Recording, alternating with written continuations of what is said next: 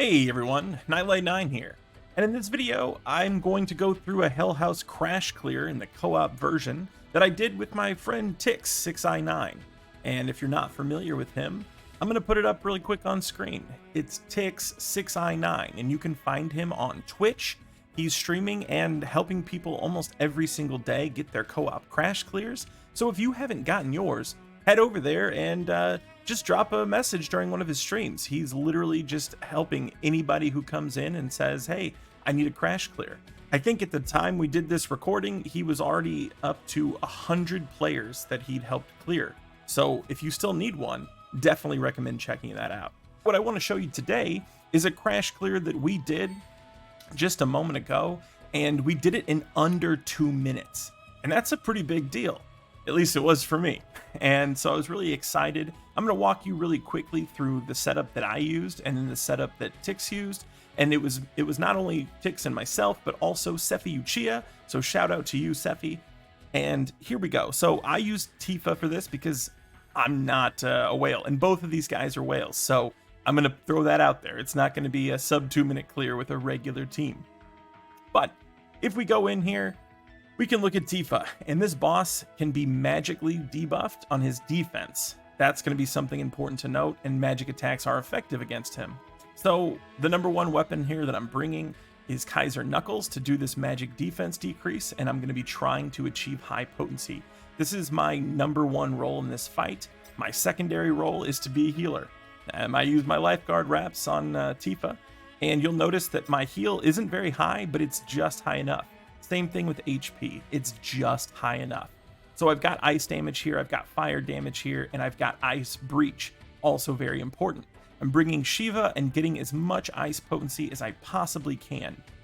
And you can see here, it's not a lot. I'm only at level 2, and I've also got 35% bonus from the outfit.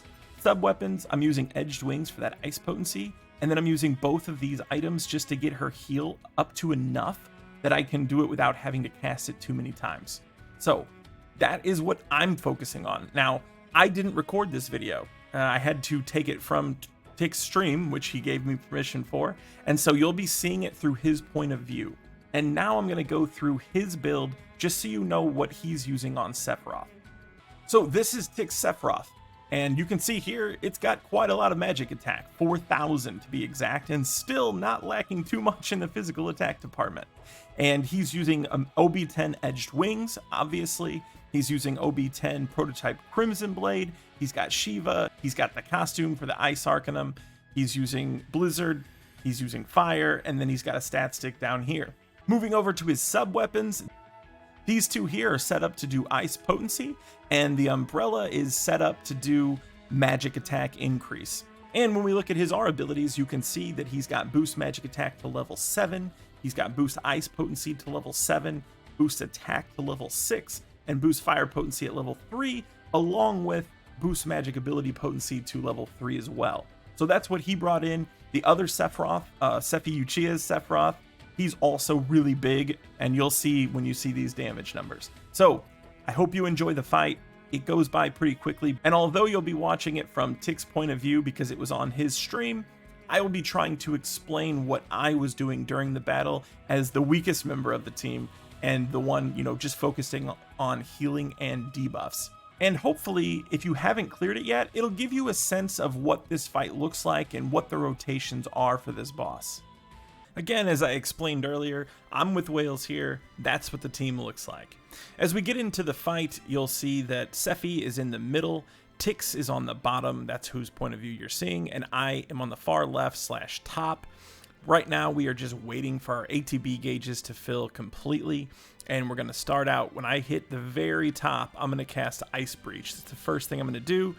Then Ticks can charge up his Aerial Frostblade so that it hits right after my debuff. And we immediately sit the boss down, and then I start in on casting the magic defense down. So I'm trying to get 2 of them in so that I can stack that to full. We found out that if you cast the magic defense before you break his barrier, when he gives himself the debuff, he actually purges off any other magic defense debuff that's on him. So that was the best order of operations that we could do. I'm just trying to reapply buffs and do as much damage also as I can. We switch our stances before the big AoE move, and this is where that 4700 HP was just enough. I have 351 HP. But instead of healing here, I throw one more Ice Breach because you can sneak in one more Aerial Frostblade, which Ticks is doing right now, and I want him to maximize his damage. I also know that I don't have to quite have the heals yet, so I waited, then I hit my first heal.